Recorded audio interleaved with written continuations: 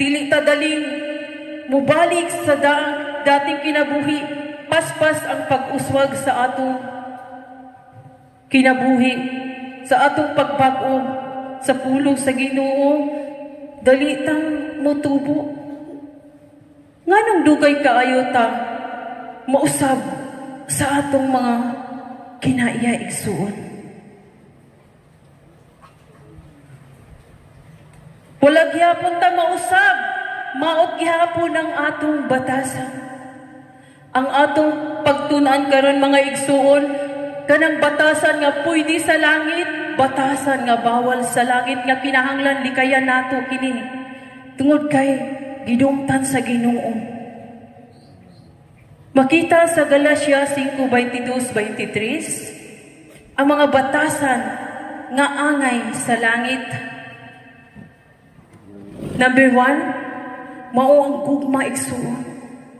Number 2, kalipay, pakigdait, pagkamapailubon, pagkaayo, maatimanon, kaaghop, pagpugong sa kaugalingon.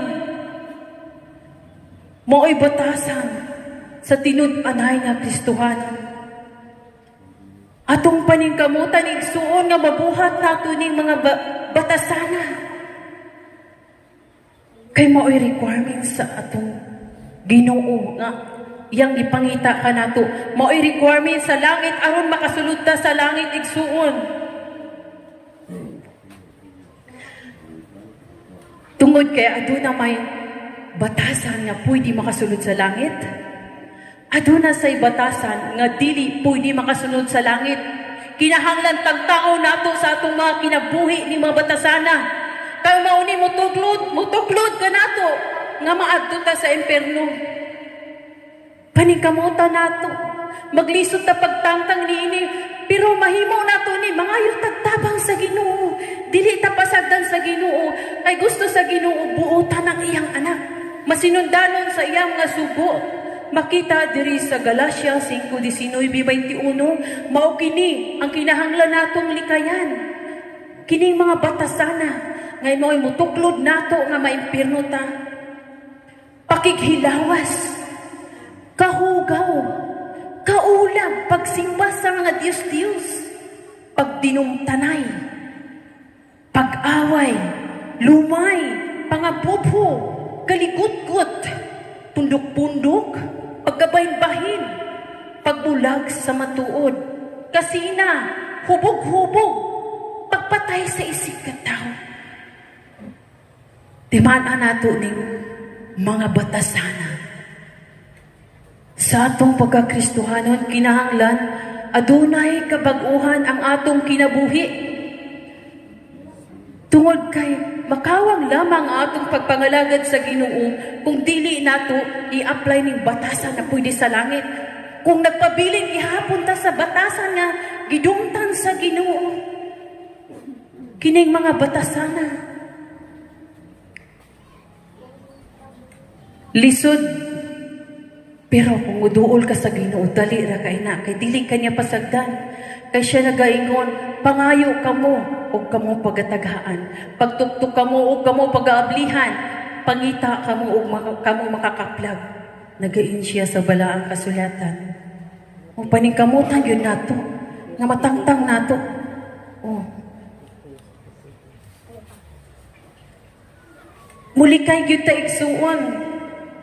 Kaning paghubog-hubog sa unay igsuon, sa dili pa ta Kristohanon, kita'y mag-una-una. Mangagda ta, pre, inom ta pre.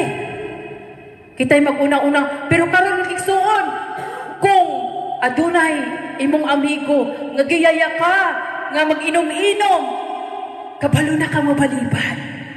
Nga naman, tungod kay anak na ka sa Diyos, kinahanglan lahi ka nila, dili ka pariho nila, o kung sa ilang binuhatan, dili ka pariho, makita ang Ginoo sa imong kinabuhi, i-apply nimo ang imong nahibaluan. Kaya ron dili useless ang pag-ari-ari ni magsimbahan kada Domingo. Nagaingon ang Ginoo, dili ang tanan magatawag na ako Ginoo. Nga makasulod sa gingharian sa langit, nanuman. Pila ka tuig na ta nagsimba sa Ginoo, nanong may tabo nga maalanganin pang atong kinabuhi. Tungod wala na to likayi ang iyang ipangbawal. Nga mo ay mutuklod kanato dito sa impyerno. Kanyang mga batasana, likaya na nato. Muingon ang imong amigo, pre, magsabong ta dito. Kapalo na ka mabalibad.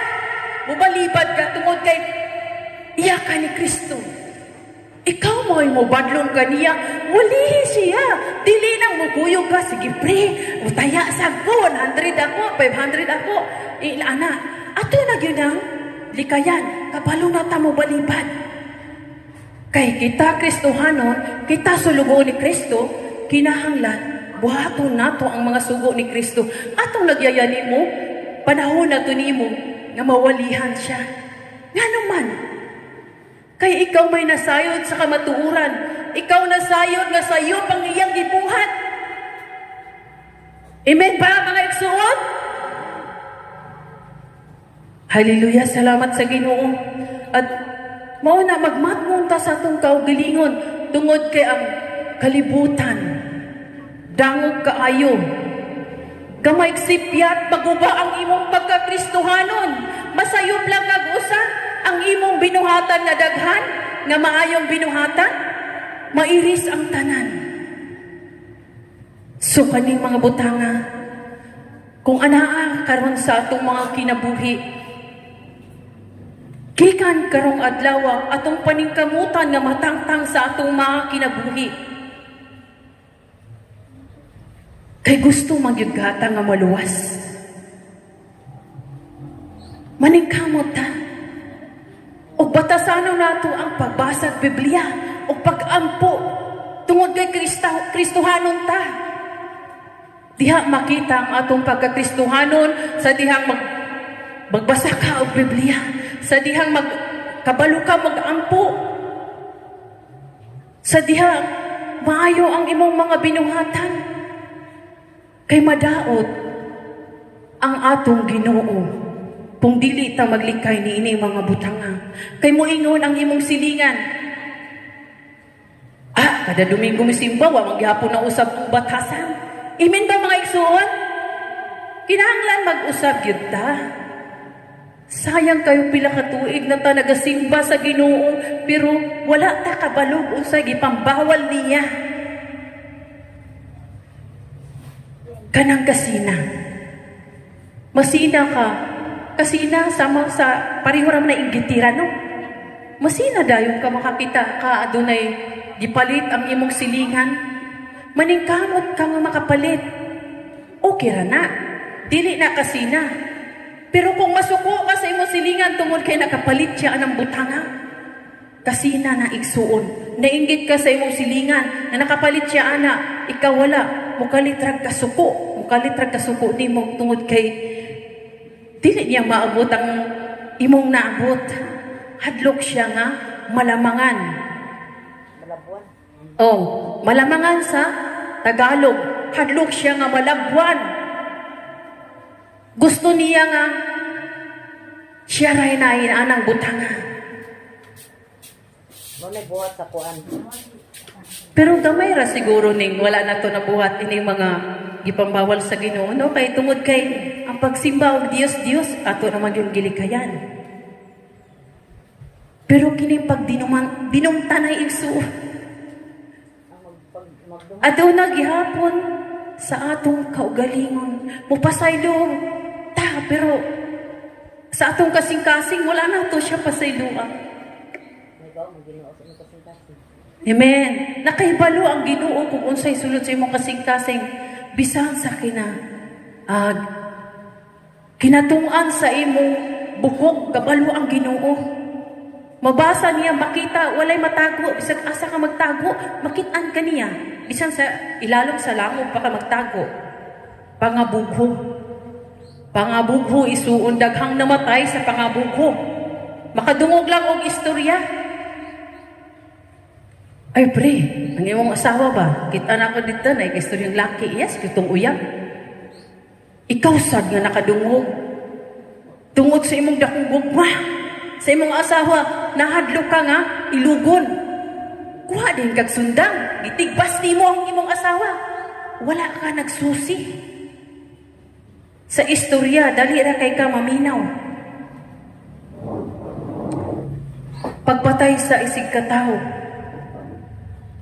kani nalikayanin nato.